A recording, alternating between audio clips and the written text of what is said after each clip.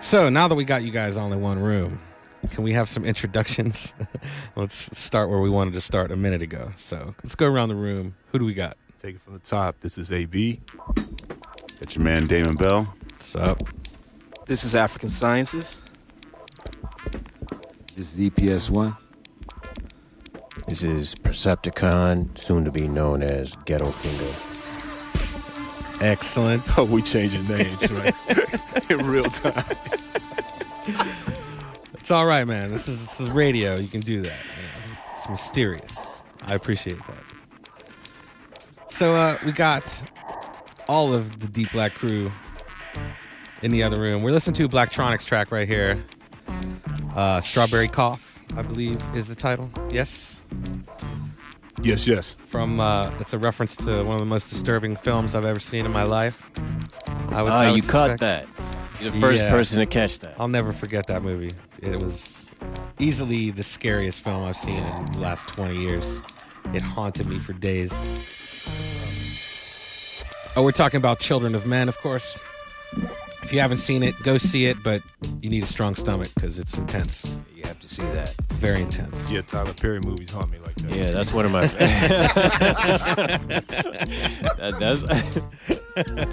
Wow, it's a different kind of scary though. Yes, different kind of scary for sure. But yeah, that was one of my all-time favorite flicks, and it just, even to this day, whenever I watch it, I get inspired and go in there and start making another track. You know, just Okay.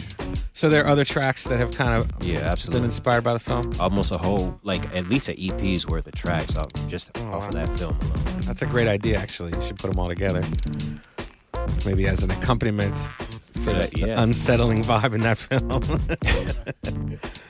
So I want to talk to you about the kind of group vibe that you guys got going on. There's definitely like some cohesion. I wanted to hear in your words, if you know, what do you think the commonality is between all of your specific projects? Anyone can take that one. Wow, you dropped that one off on me. You got nominated, I think. Well, I think that you know, before social media, it was hard for people like us who you know, we're the kids that you see, you know, at some odd places. You might see one or two brothers at like a Fishbone concert, or you might see, you know, like a brother and a half at like a Skinny Puppy show or something like that. And we were those guys. And it was before social media. Who is the half a brother is what I want to know. It was hard to it was hard to wow. But it was hard for us to link up, but now, you know, with computers and social media and all of that, it's easy for us to share ideas and to link up and find camaraderie and all of that. So that's kind of how it happens, and it's, you know, it's kind of hard to put into words. It's more of a vibe, you know. Yeah. Just an understanding. We don't sit around and like extrapolate on everything. We just kind of, it's a knowing. You just do it. Well, and that definitely makes sense to me. And I hear a lot of Detroit in your sound. I hear a lot of experimentation in all of your sounds as well. I hear a deepness in your sound. And, you know, I don't want to use the cliche soul, but there is an element of soul that attracts me to the music. You ain't got a problem with it. That's the root. That's the root. For sure. I want to address I want to touch on that too, because, you know, we've been hearing that for a long time about the Detroit thing, and you know, mad props to all the Detroit artists. They are definitely an inspiration, you know. And if you are making electronic music, even if we never heard Detroit music, I think we would still be making music that sounds like Detroit, because they got their hands on the equipment first, so they set the mark first. Right, so. right. Did the track run out? No, we got plenty of time.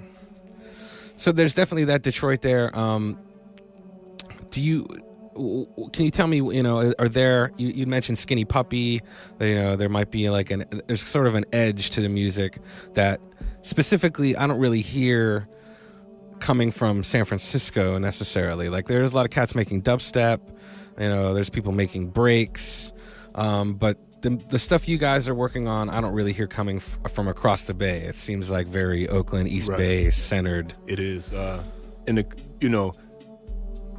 one of the main things, and I know Eddie will feel me when I say this, is that when you kind of grow up with that urban experience, there's just a certain kick, there's an aesthetic to the way you want to hear things sound.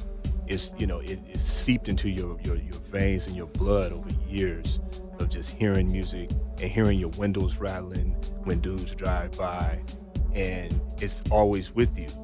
And that's one thing that pulls me to all of these guys. It's especially like African Sciences. When I first heard this stuff, I think I dropped a plate or something, whatever I was eating, you know what I mean?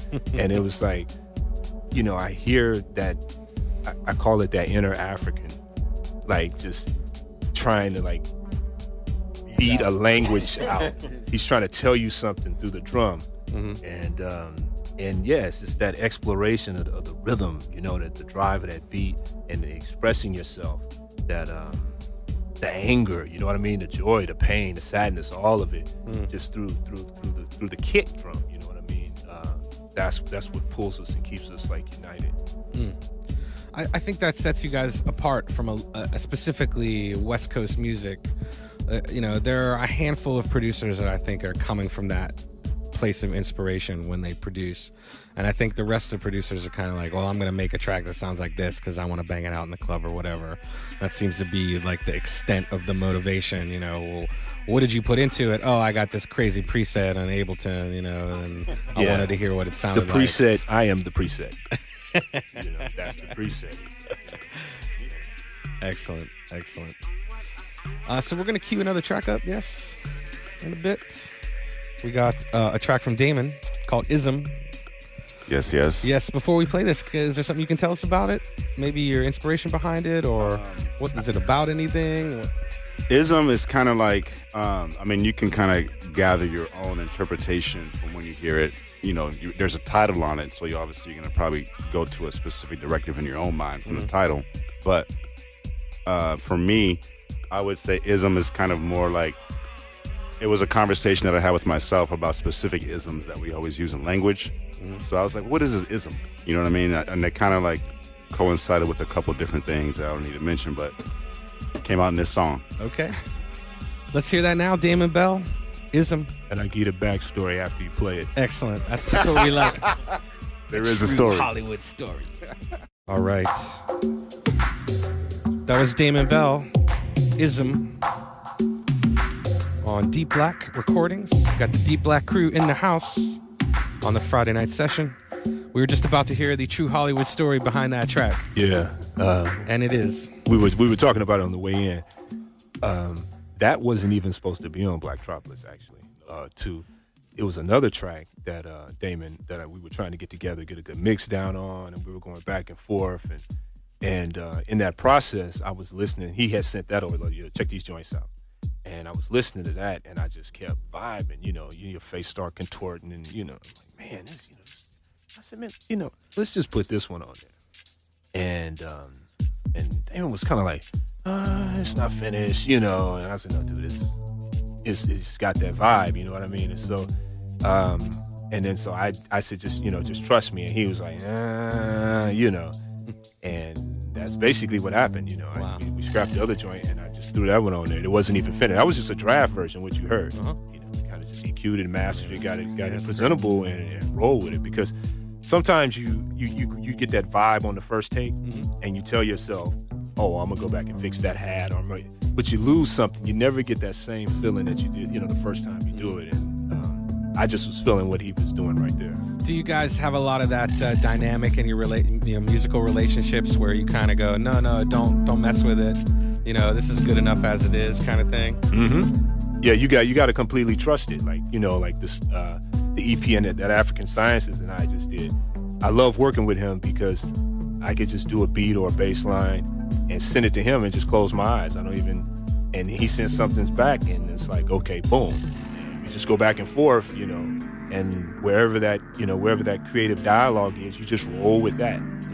Eddie and I just completed a track, also same way, you send them the beat, they'll marinate on it for about a week or two, and then shoot it back to you. And it's usually a wrap from there.